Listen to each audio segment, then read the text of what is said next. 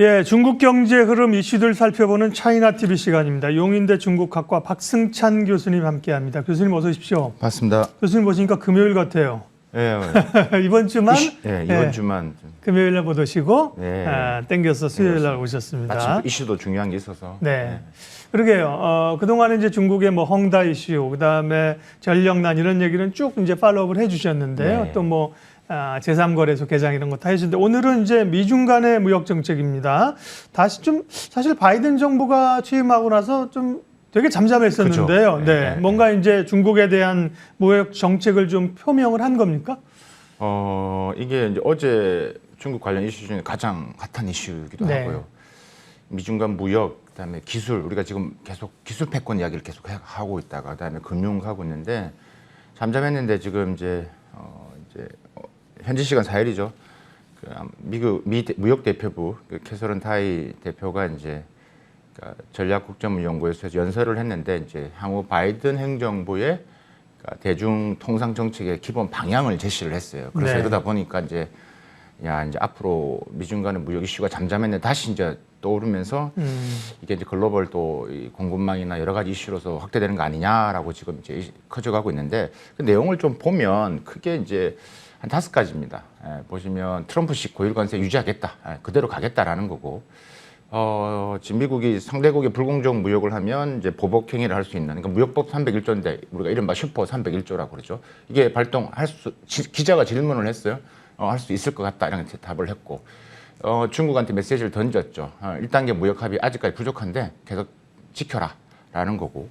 다음에 네 번째가 이제 표적 관세 예외 절차라는 게 있는데 이게 이제 트럼프 시절에 했던 겁니다. 그러니까 이제 지금 고관세를 때리니까 지금 미국 수입 기업 입장에서는 조금 부담이 된다는 거죠. 피해를 보고 있기 때문에 그래서 미국 기업에 이제 그 해당되는 기업들, 그러니까 다른 메이드 인 차이나 제품을 대체하지 못하는 찾지를 못하는 기업 입장에서는 예외적으로 고율 관세 적용을 좀 면제해 주는 제도가 지금 표적 관세 예외 절차인데 이거를 다시 이제 작년 말로 이제 시한이 끝났습니다. 근데 이것을 다시 이제 부활시키겠다라고 한 것들이죠. 이런 것들은 어떻게 보면 충분히 예측 가능한 건데 문제는 이제 5번째인데 공정무역위에서 이제 동맹국가 협력 강화를 하겠다.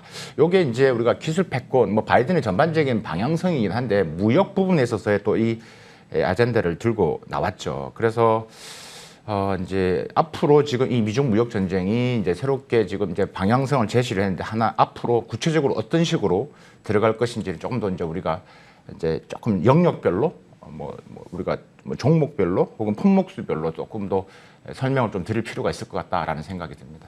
네, 잠잠하던 바이든 행정부가 이제 중국과의 무역에 관한 가이드라인, 목소리를 이제 공식적으로 구체적으로 내기 시작한 것 같습니다. 그러면 그 미중 간의 1단계 무역 합의가 트럼프 당시에 이제 합의가 됐는데 지금 잘 지켜지지 않고 있다는 건데 1단계 무역 협상 이제 가물가물합니다. 내용이 그렇죠. 어떤 건지 다시 한번 정리할까요? 네, 우리 시청자분들을 위해 조금 정리를 해야 될 필요가 있고 그 내부 세부 내용을 좀 봐야지만 이게 어떠한 영향을 미치는 줄 알 수가 있거든요.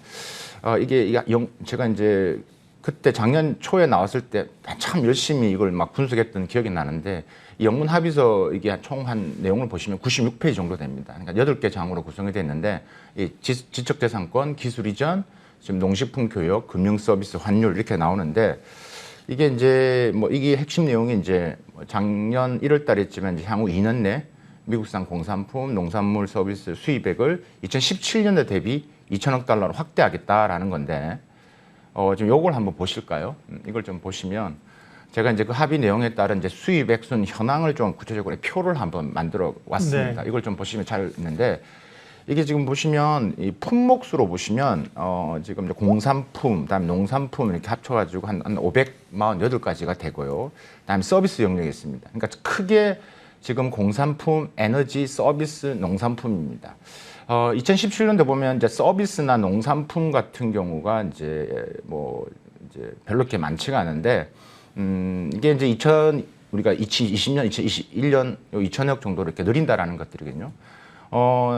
보시면 아시겠지만 공산품은 뭐 그렇다 치더라도 에너지 부분이라든가 서비스, 특히 서비스 분야가 이제 우리가 관심을 좀 가져야 되는 부분인데 이게 중국이 서비스 분야를 이제 해낼 것이냐 이게 쉽지가 않을 거다. 이게 요즘 보시면 지재권 문제, 로열티, 그다음에 금융, 보험, 클라우드 약속을 했거든요. 이게 한 339억 달러로 이제 돈을 내야 된다는 겁니다. 이게 지금 그전에는 없었다는 이야기죠.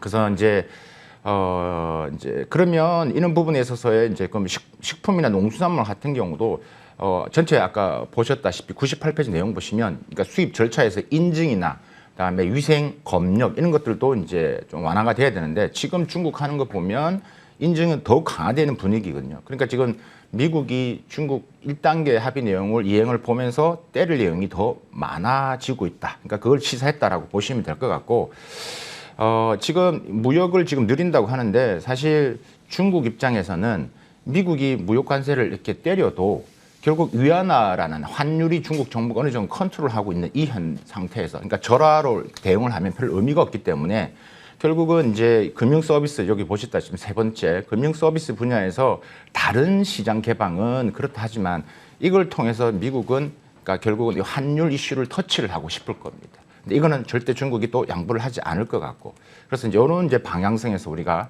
1단계 무역 합의를 조금 이해하시면 지금 뭐 앞으로 좀 일어나고 있는 미중 무역 해당 이슈에 대해서 조금 더 이야기가 좀 도움이 되실 것 같습니다. 네. 어쨌든 간에 뭐 1차 합의를 했는데 그 이후도 이제 갈 길이 먼데 1차도 잘 안 지켜지고 있다는 거잖아요. 네. 중국도 뭐 사실은 정권도 바뀌었는데 고분고분하게 지킬 일 없고 그런데 바이든 행정부가 앞서 말씀드린 것처럼 초반에 굉장히 조심스러운 그 모양처럼 그동안 잘 안 나섰단 말이에요. 네. 근데 이제 좀 다시 이런 규정들을 가지고 나오는 그 타이밍이나 혹은 그 대중국 압박의 속내는 어떻게 봐야 됩니까? 일단은 중국은 입장이 이럴 겁니다. 일단 코로나 이슈가 만약 없었더라도 제가 개인적으로 네. 그 당시 때도 이렇게 좀 방송을 할 때 말씀드렸던 것 같은데 일단 합의 이행의 불확실성이 매우 큽니다. 지금 일단 합의를 했는데 예를 들면 공산품 에너지, 그러니까 공산품은 중국은 가능할 거로 보고 에너지는 자체적인 필요가 하니까 수입 이행 할 것으로 보여집니다. 지금 작년 기준으로 했을 때 지금 한 2020년도는 한 68% 지금 달성을 했다고 그러고 올 상반기만 했더라도 올 1분기 정도면 한 60%. 그러니까 작년 같은 경우는 한 60% 정도도 안 됐다고 하니까. 근데 제가 앞에서 말씀드렸다시피 농산품 같은 경우 중국 내부에서 지금 뭐 아프리카 돼지 열병이라든지 그다음에 식품 인플레이션 이런 것들이 있기 때문에 지켜지긴 쉽지 않다. 특히 지금 우리가 이야기한 지재권 로열티 부분, 이 부분에서는 중국이 아마 계속 여러 가지 이유로 지금 할 거로 보여지고 사실 중국 정부 입장에서는 미국의 이런 견제 부분에 있어서의 생각 부분들은 이미 어느 예견하고 있었을 것이고 그게 논리도 이야기를 할 것이다.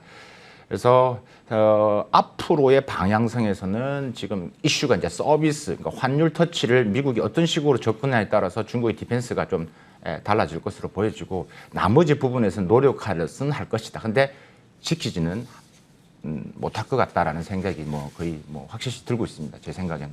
네. 미중 간의 갈등은 좀 잠잠했는데 이게 다시 불거지면 우리 경제나 주식시장에나 좀 영향이 있지 않을까요? 파장은 어느 정도로 보세요? 지금의 사태는. 제가 생각할 때는 일단은 이걸 제가 사진을 한번 갖고 왔는데요. 네. 제가 미국 이야기를 좀 말씀을 드리고 우리 파장도 좀 설명을 드려야 될 것 같은데 지금 보시면 이 2020년 트럼프 대통령 프랜카드를 제조하는 겁니다. 그러니까 트럼프가 그렇게 중국을 때려도 트럼프 대통령 프랜카드는 다 중국에서 80% 생산을 하고 예. 성조기도 지금 거의 중국에서 생산하기 때문에 결코 지금 미국의 속내도 이렇게 지금 환율을 지금 터치를 하고 싶지만 쉽지가 않을 것으로 보여지고 결국 미중 간 무역 분쟁에 있어서의 핵심은 지금 바이든의 부분에서는 지금 이제 혼자가 아니라 이제 유럽을 포함한 주변 동맹국들 엮으려고 할 것이라고 생각이 듭니다.